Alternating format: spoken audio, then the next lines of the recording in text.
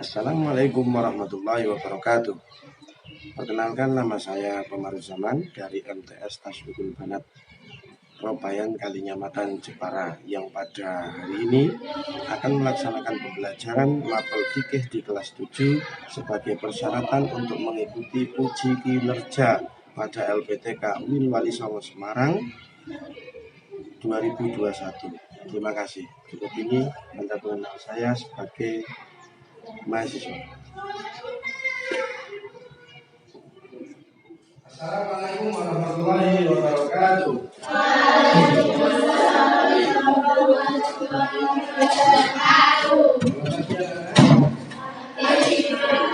Semuanya sehat? Alhamdulillah.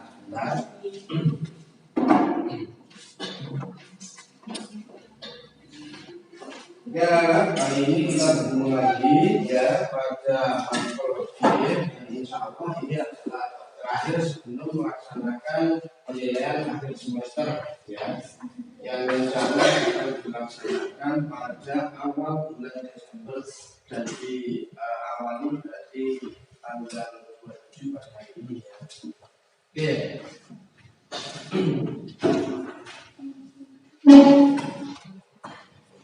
Sebelumnya Bapak ingin tahu untuk hari ini siapa saja yang barangkali berhalangan masuk ya.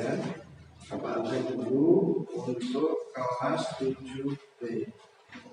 Yang Bapak panggil silakan tunjuk jari. Aisyatu Zahra, Alfian Tunisa, anak pada masa ini mungkin bisa dikatakan peralihan cuaca karena pada saat ini itu seringkali Bapak temukan di titik atau di balik pengobatan banyak sekali ada orang yang sedang berobat. Jadi Bapak mengimbau pada kalian agar tetap menjaga kesehatan ya.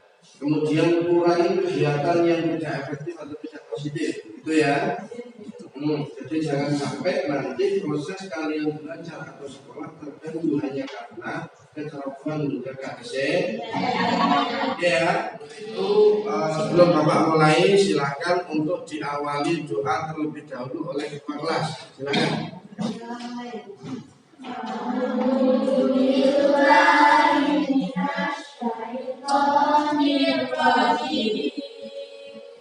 Bismillahirrahmanirrahim.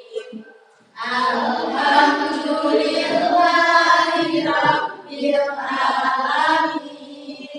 Ar-Rahmanir-Rahim. Maliki Yaumiddin. Iyyaka na'budu wa iyyaka nasta'in.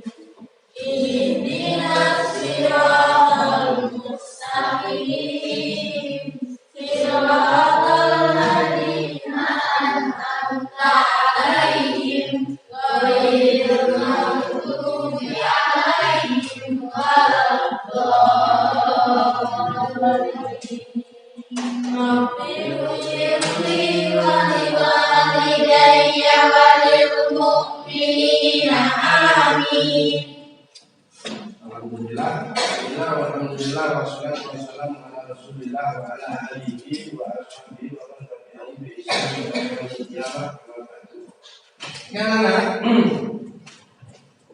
Untuk kali ini ya, kita akan belajar mengenai sholat berjamaah. Sholat itu dibagi dua ya dalam pelaksanaannya. Ketika dilaksanakan sendirian maka disebut dengan sholat munfarid. Kemudian kalau sholat itu dilakukan bersama-sama berarti sholat tersebut disebut dengan sholat berjamaah. Sekarang Bapak ingin masuk sedikit sholat berjamaah ya. Sebelum Bapak lanjutkan, Bapak ingin tahu di antara kalian adakah yang tidak membawa mobil atau bahan ajar? Sudah bawa semua? Sudah bawa semua ya? Sudah bawa semua? Dengan pembagian kelompok kemarin ya. Ini pada kelas 7B ini dibagi menjadi berapa kelompok? Oke, 4 kelompok. Kelompok 1 yang mana? Oke, kelompok 2. Oke, kelompok 2. Kemudian kelompok 3. Kelompok 4. Oke, 1, 2, 3, 4. Gitu ya. Oke. Sebelumnya Bapak ingin minta 3 kali tepukan dari kalian. Saya sebut kelompoknya tepuk 3 kali. Oke ya. Kelompok 1, 2, kelompok 3, kelompok 4, kelompok 1 ya. Kelompok 1 sudah bawa ini, sudah bawa buku. Oke, saya baca ya. Kelompok 2. Oke, kelompok 2 sudah. Kelompok 3. Oke, sudah. Kelompok 4 juga demikian. Ya, ini nanti setelah Bapak menjelaskan tentang sholat berjamaah, ketentuan sholat berjamaah dan juga ya bagaimana sih cara kita mengingatkan seorang imam ketika imam tersebut lupa. Kemudian ada berapa sih kriteria makmum itu, persyaratan atau syaratnya menjadi imam maupun makmum ya. Pada pada penjelasan nanti Bapak ingin membagikan ya bahan yang sudah Bapak kumpulkan ya, bahan yang sudah Bapak siapkan yang nantinya untuk didiskusikan dalam kelompok masing-masing, dan nanti akan Bapak kasih kesempatan ya berapa menit nanti akan Bapak sampaikan, kira-kira antara 10 maksimal 15 menit dari sudah tulis. Oke ya. Oke, makanya ini nanti silakan disimak dan juga ditelaah bersama-sama. Di sini Bapak punya 3 gambar. Ya, di sini Bapak punya 3 gambar. Silakan kalian amati. Ya, berdasarkan unsur-unsurnya, sholat itu dibagi menjadi 2, ya kan? Oke ya. Ada sholat munfaridah, sholat munfaridah atau ya, atau disebut juga sholat munfarid. Kemudian ada yang disebut dengan sholat ada yang disebut sholat munfarid, ada yang disebut dengan sholat nomor 1. Ada enggak? Dari gambar itu apa sih yang kalian lihat? Orang sholat. Oke, dikembangkan lagi. Orang sholat boleh. Terus apa lagi? Berjamaah. Kenapa tidak langsung saja orang sholat berjamaah? Ya. Oke, orang sholat berjamaah. Oke, boleh. Terus apa lagi? Lebih apa enggak? Silakan. Oke, sholat berjamaah minimal berapa orang? Sholat berjamaah itu minimal ada 2 orang. Ya, nanti penjelasannya di depan. Yang penting di situ ada imam, kemudian ada makmum. Oke, yuk ada lagi yang lain jelas ya. Nanti Bapak jelaskan lebih rinci. Yuk nomor 2.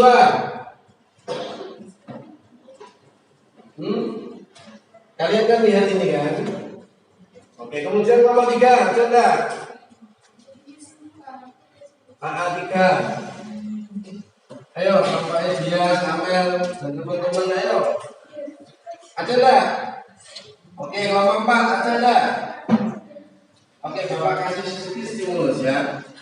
Untuk gambar 4.3, di situ yang di barisan depan perempuan atau laki-laki? Dalam posisi ini kadang-kadang orang kan ada yang bilang begini. Kalau pas ada antrian, kemudian ada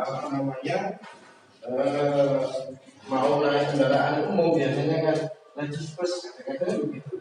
Berarti perempuan yang enggak dahulu kan, karena kan lajis bus. Atau kalau pas antrian berjubel-jubel berkerumun di situ mungkin di taman bermain atau di tempat wisata lajis bus. Nah, berarti kan perempuan yang di situ maju lebih dulu. Sekarang dilihat di gambar 4.3. Yang depan perempuan atau laki-laki? Kenapa kok begitu?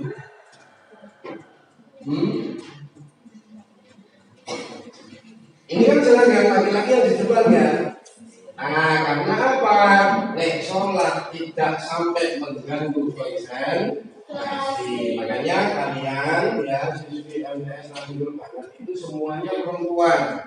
Ya, jadi kalian sebagai simbol perempuan di situasi apapun kalian tidak perlu kemudian menonjolkan diri, oke ya. Akan tetapi kalian harus tampak menonjol. Dalam artian bagaimana? Tampakkan prestasimu, tampakkan kualitasmu, akan tetapi tidak harus di situ ya. Semua konteks kalian harus menonjolkan diri tidak. Misalkan dalam hal sholat, misalkan ketika sholat berjamaah anak mesti mengarah, kenapa? Dipandangi lemburi Allahu Akbar menikmati dirapi nggak pilih, nanti saya minta nanggung guri kan tidak. Kebanyakan perempuan atau laki-laki yang nanggung guri perempuan atau laki-lagi?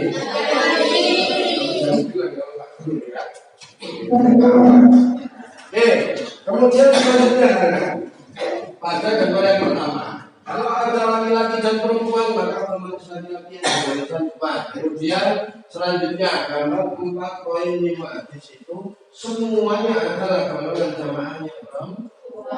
Kenapa Bapak bedakan ini? Karena gambar yang pertama kalau ada laki-laki dan perempuan, imamnya harus laki-laki atau perempuan. Kemudian gambar yang ketiga, ini ada gambar apa itu ada?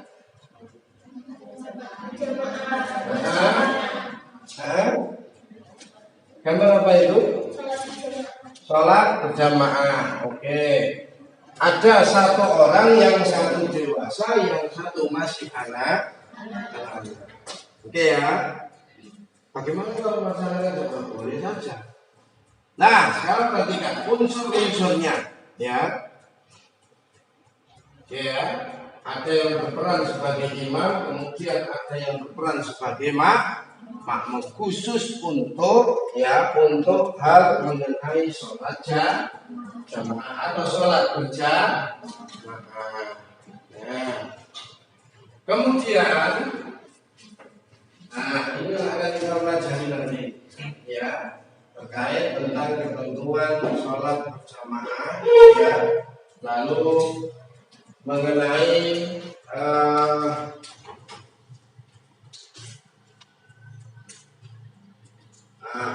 pengertian sholat berjamaah. Pertama kita berbicara mengenai pengertian apa sih itu sholat berjamaah.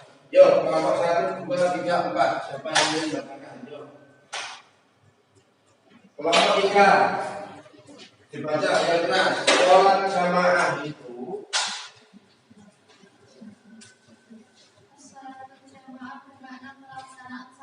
melibatkan dua orang atau lebih sebagai satu persatuan, yang salah satunya berperan sebagai imam dan yang lainnya sebagai makmum. Oke, perhatikan prinsipnya adalah ada imam, ada makmum. Nah, sambil kalian baca, kemudian nanti ketika kalian buka modul dan saya berikan bahan diskusi, coba kalian komparasikan, kalian analisis. Ya, jadi sholat jamaah itu sedikit berbeda, hitungan jamaah dalam fikih ini sedikit berbeda dengan hitungan jamaah pada sastra Arab atau dalam hal ini adalah ilmu nahwu maupun ilmu balaghah, khususnya pada persoalan ilmu nahwu. Kalau dalam istilah ilmu alat atau nahwu ada nek wong siji berarti atau pelakunya satu berarti disebut dengan mufrad. Nah, kalau dua berarti disebut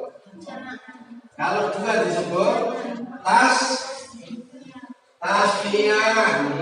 Ya betul. Ada mufrad, ada tasniyah. Kemudian yang ketiga ada jamak. Mufrad, tasniyah, kemudian jamak. Nah, itu kalau dalam buku atau dalam ilmu alat, tetapi dalam fikih ya disebut dengan jamaah itu alal akal atau minimal itu terdiri dari dua orang. Nah, kata-kata jamak berarti kalau sudah lebih dari satu di situ dianggap ya sudah terkategori jamak. Ingat ya, berarti di sini ketika disebut jamak maksudnya adalah lebih dari satu. Paham ya?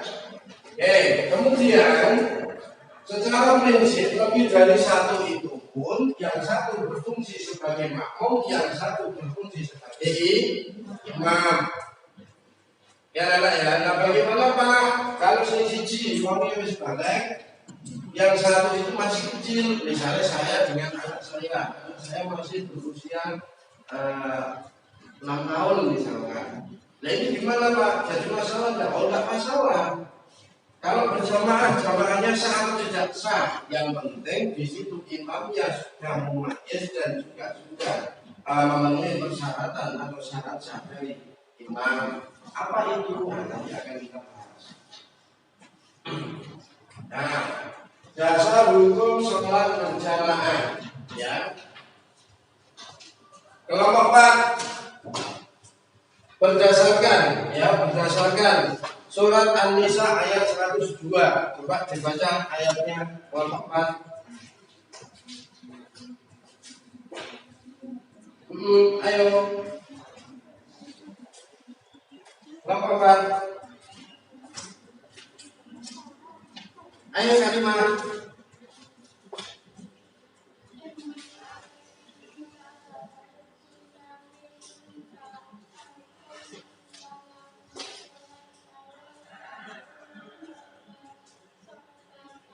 Ta'ifatum ma'ak. Oke, saya baca dulu, nanti setelah itu ya silakan kelompok yang ingin bacakan ya. Bismillahirrahmanirrahim. Wa idh kunta ya, wa idza kunta fihim fa aqamta lahumus sholata. Wa idza kunta fihim fa aqamta lahumus sholata faltakum ta'ifatun minhum ma'ak. Ya.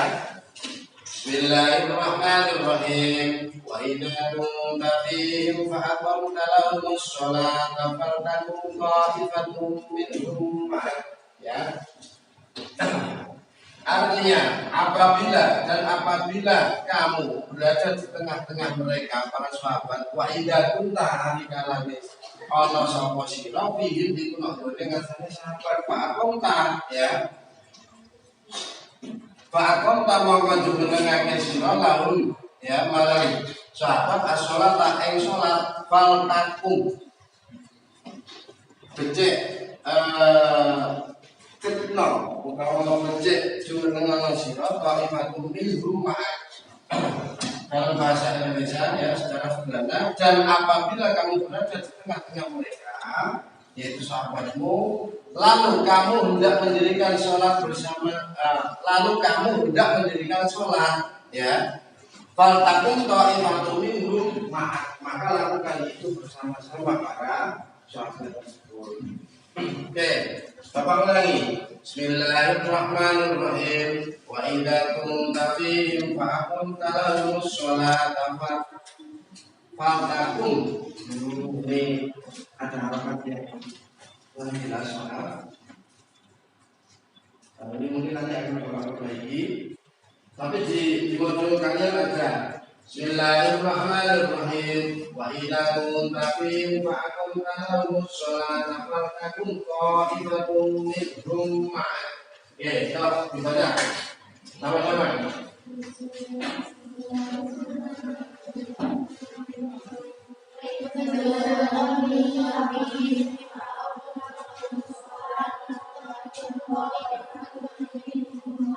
Oke. Yuk, bareng-bareng suaranya diangkat. Bismillah. Bismillahirrahmanirrahim. Wa idza kunta fihim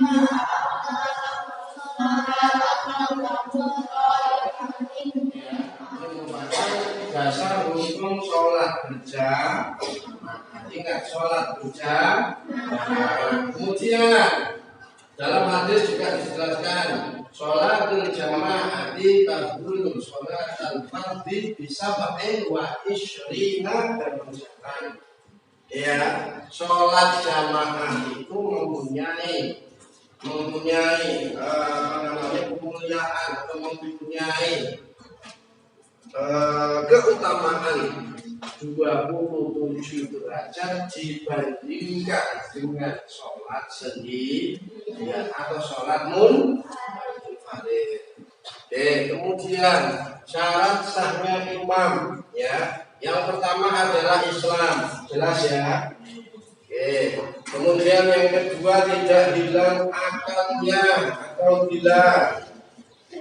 Ya, kemudian yang ketiga adalah mumayyiz. Ya, dulu Bapak sudah menjelaskan yang disebut mumayyiz kalau dalam bahasa kita, dalam bahasa Jawa itu sindiran dolor. Ya, mumayyiz itu bisa membedakan mana sih hal yang seharusnya dan mana hal yang tidak semestinya. Ya, contohnya, ya. Contoh yang paling sederhana keseharian ukuran mumayyiz, ya. Misalkan kalian dikasih, ya. Misalkan dikasih uang jajan atau dikasih uang saku. Kalian kalau disuruh milih, nah ini ada warna yang di situ warnanya itu hijau, hijaunya mati lah, hijaunya pagar. Misalkan kalian tahu uang Rp1.000 yang berupa ini berupa kertas, ikan hijaunya hijau pagar. Kalau Rp2.000 kan warnanya sedikit kusam kan. Oke, ketika disuruh milih, kalian disuruh milih, ayo milih yang mana? Kalian pilih Rp1.000 atau Rp2.000? Tapi kalau anak saya yang masih usia 2 tahun misalkan, di situ misalkan ditanya, ayo pilih mana deh, yang dipilih kira-kira yang warnanya terang atau yang warnanya kusam? Saya pilih terang, karena apa? Karena belum bisa membedakan. Oke ya, kalaupun telah membedakan hanya sesuatu yang tampak menarik bagi seusianya saja. Tapi ketika dikatakan mumayyiz berarti wes ngerti, termasuk ya. Misalkan di situ dikasih tugas oleh Pak Guru mengerjakan sesuai dengan tanggalnya, kalau menjanjikan akan dikerjakan. Ini nilai yang pertama atau yang kedua? Pertama atau kedua? Pertama atau kedua? Seharusnya itu yang berapa? Yang pertama atau kedua?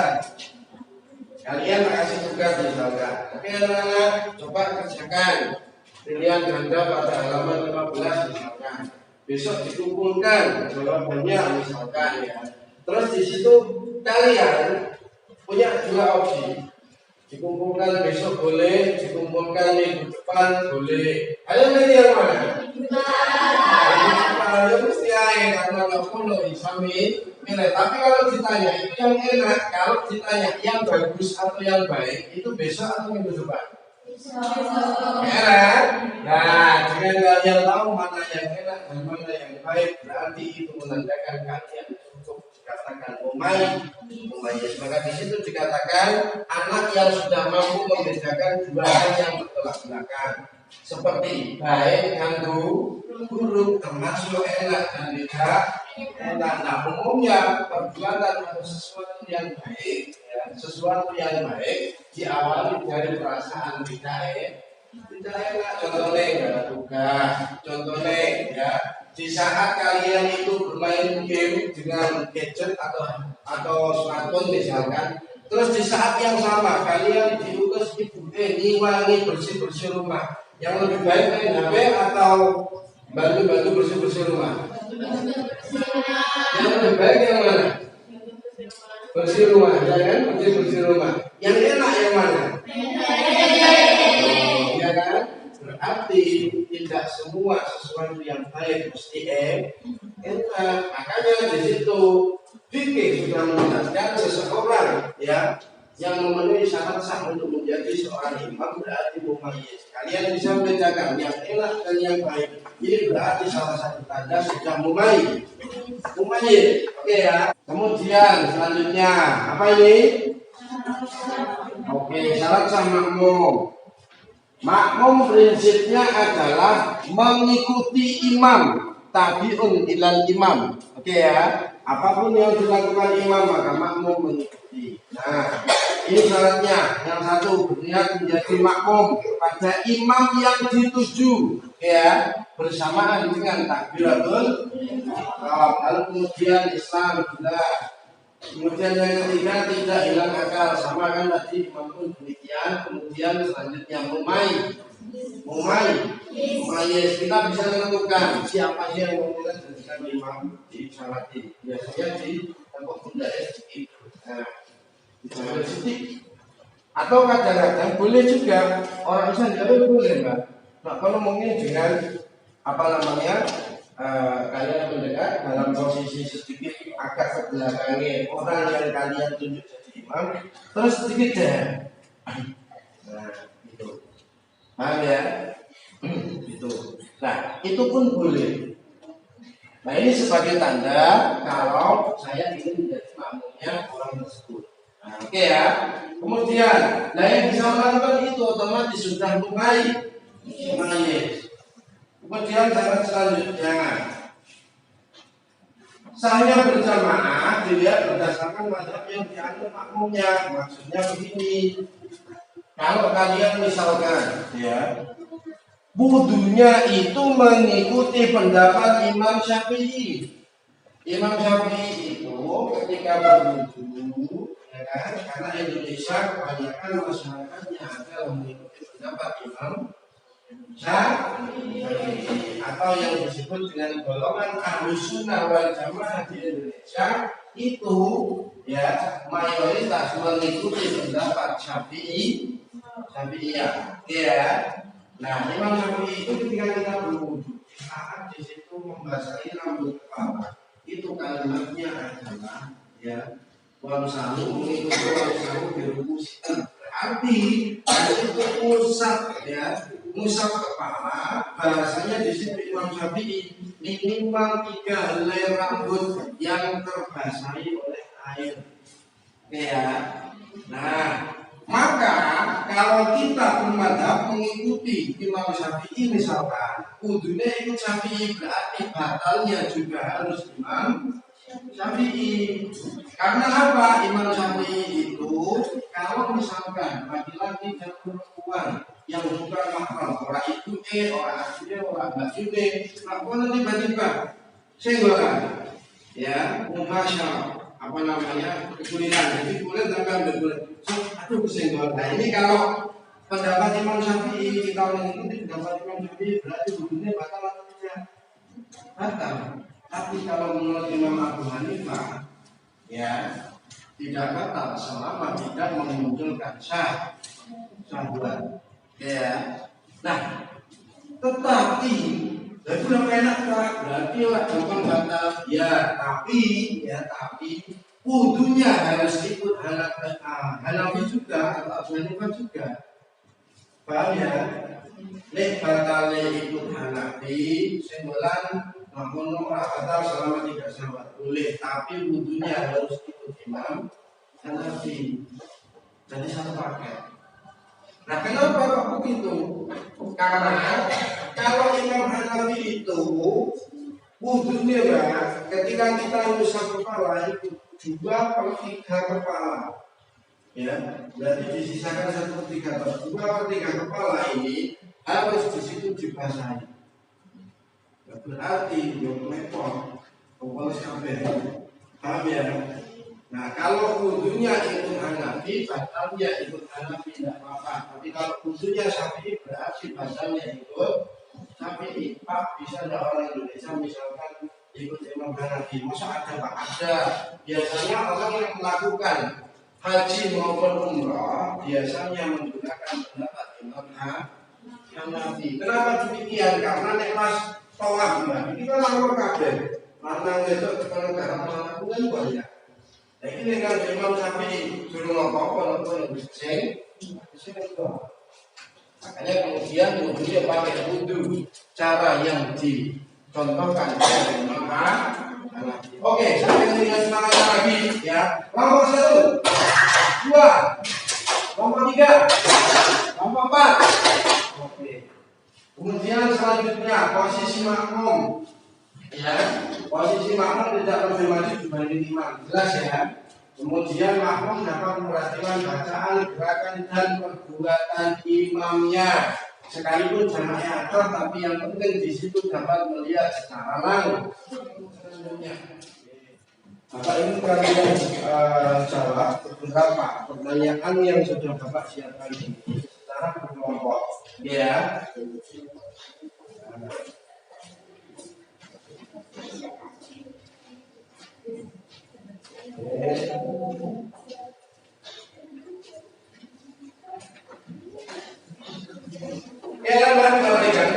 Di situ ada bahan yang harus kalian diskusikan. Bapak kasih waktu 10 menit ini nanti, ya. Setelah itu nanti silahkan disampaikan jawaban kalian, ya.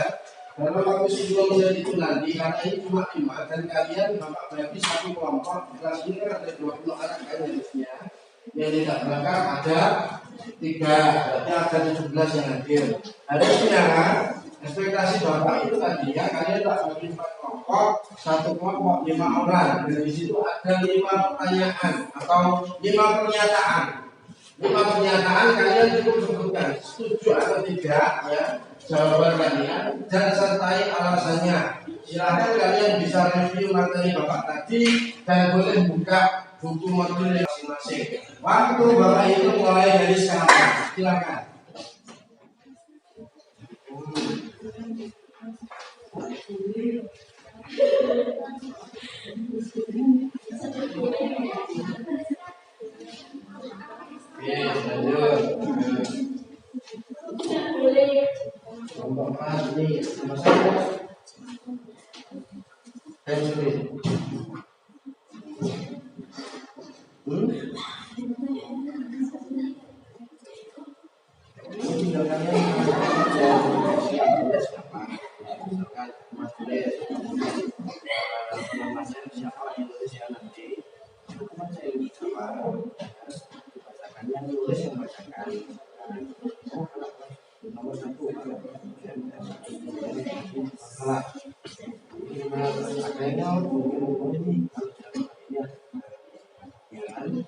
Kalau sudah tadi keterangan Pak Guru gimana? Alasannya kemudian terus lagi jadi diandalkan guru yang satunya dibacakan lagi misalkan kamu nyatu ya kita dibacakan kamu nyatu 3 gimana nomor 1 yang nomor 3 jadi cepat ya, paham ya? Ayo, sudah belum?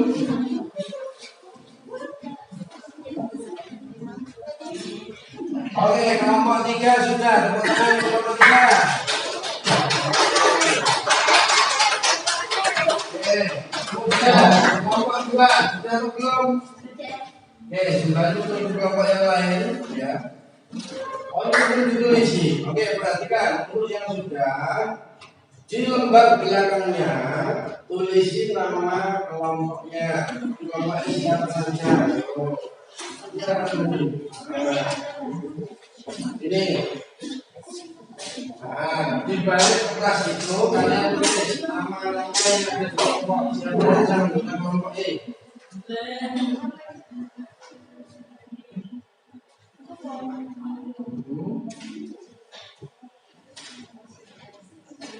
Kelompok 2 sudah. Apa nanti kita apa nih mau?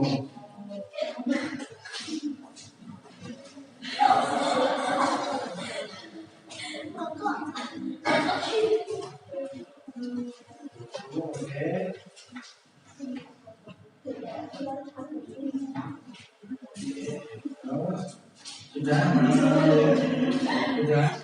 Jadi kelompok. Oke, kelompok 3 sudah selesai.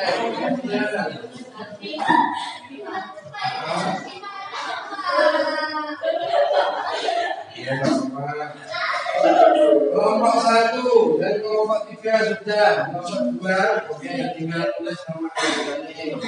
Lalu kelompok 4. Oke, sambil nunggu kelompok 4 sama kelompok 2, ya. Ini ada coba Bapak ulas, Bapak yang baca kalian yang memberikan tanggapan. Ya, tapi tidak saya sebutkan dari kelompok Bapak. Ya. Kalian yang memberikan tanggapan di sini. Anak perempuan juga bisa menjadi imam sholat. Nah, jawabannya bisa jika makmumnya perempuan atau harus perempuan. Tersalah? Tersalah? Oke, betul. Kemudian anak perempuan juga bisa menjadi imam sholat. Ada yang jawab iya. Kalau makmumnya tidak ada laki-laki atau gadis. Tersalah? Oke, tadi sudah saya jelaskan ya. Jadi sudah. Kemudian anak perempuan juga bisa menjadi imam sholat. Setuju, karena tidak ada anak laki-laki. Sama ya? Jadi boleh ya? Oke. Kemudian bagus. Selanjutnya, nah ini ulama atau Pak Kiai tak boleh diingatkan dalam sholat walaupun dia salah.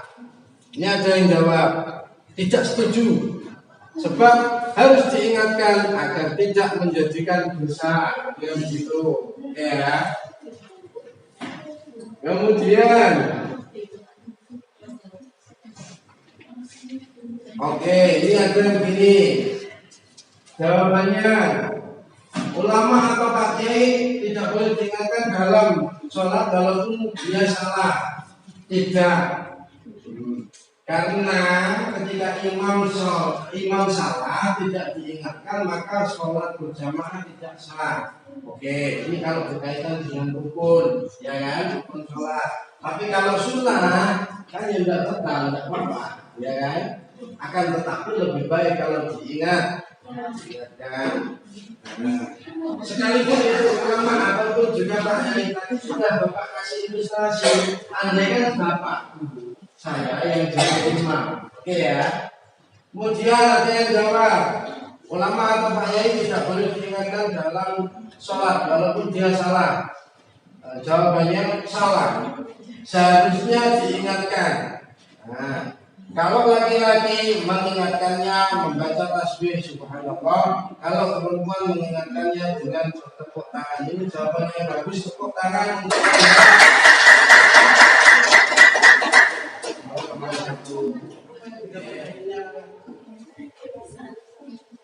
Oke, pengertian sholat berjamaah. Oke, apa lagi Mas?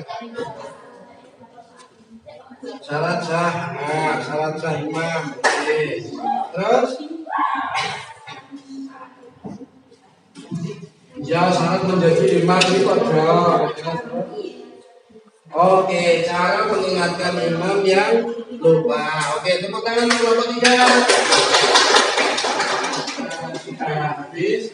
Alhamdulillah yang tadi kelompok juga sudah paling bisa kalian bisa menyimpulkan secara garis besar apa yang kalian dapat dari sini itu kalian tahu dan bisa merasakannya, dan alhamdulillah nanti bahan diskusi kalian ini nanti akan Bapak tidak lanjuti untuk untuk pembelajaran atau pelaksanaan pembelajaran berikutnya ya. Kalaupun toh nanti kedahuluan pelaksanaan pas karena ini baru terakhir, mungkin Bapak masukkan dalam konten remedi atau pengayaan bagi yang di situ nanti memenuhi nilai KKM, berarti masuknya nanti di pengayaan. Kalau toh nanti ada yang belum memenuhi KKM, berarti nanti Bapak masukkan dalam konten remedi. Kita nana ya. Oke, sebelum Bapak tutup, Bapak ingin lihat semangatnya. Kelompok 1, kelompok 2, kelompok 3, kelompok 4. Oke, 1, 2, 3, 4. Oke, terima kasih. Alhamdulillah Bapak mengharap kalian senantiasa disertai dengan kemudahan dan dilimpahi dengan ilmu yang manfaat dan barokah. Akhiri, Assalamualaikum warahmatullahi wabarakatuh.